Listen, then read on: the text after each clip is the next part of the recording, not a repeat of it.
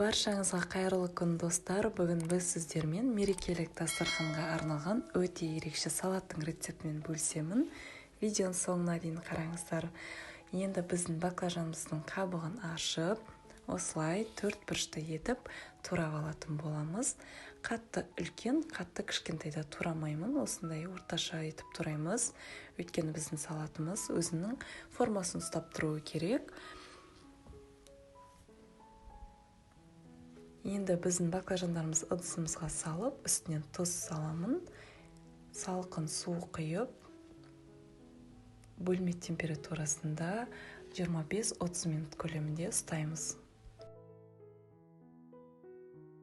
Ендігі кезекте біздің қызанақтарымызды осылай турап дайындап қоямыз.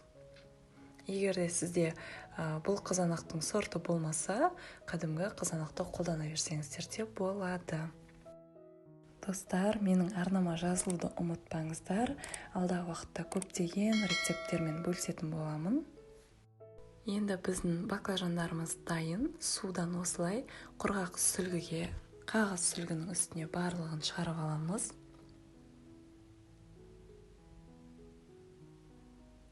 Және де үстінен қазір құрғақ сүлгімен жақсылап біздің баклажандардың үстінен осылай суын сырғып алатын боламыз.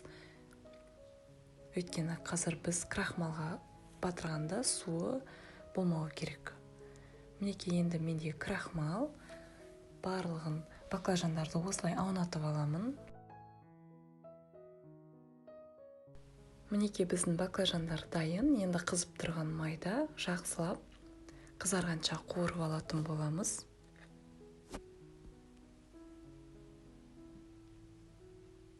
Мінекей қызарып пісті. Енді құрғақ сүлгінің үстіне осылай шығарып аламыз. Енді біздің салатымызды жинаймыз. Осылай аскөктермен әсем десеңіздер болады. Өте әдемі көрінетін болады біздің салатымыз. Енді бұл салатқа ондай көп нәрсе қажет емес. Баклажан, қызанақ және де осындай аскөктер өте әдемі, сондай дастарханның көркін ашатын, қонақтарыңызға ұнайтын, өзіңізге ұнайтын салат болып шығады. Мен осы салатты жолдасым бірінші дәмін көргенде баклажан екенін көпке дейін таба алған жоқ. Өйткені дәмі өте керемет болып шығады. Сіз бірінші жеп көргенде баклажан деп ойламайсыз. Өте сондай қытырлақ, кәдімгі дәмі ерекше болып шығады. Міндетті түрде достар дайындап көріңіздер. Менің арнамда бұдан да көптеген рецепттер шығатын болады. Арнама тіркеліп, қоңыраушаны басып қойыңыздар. Келесі видеоны өткізіп алмау үшін және де лайк, комментарий үшін үлкен рахмет.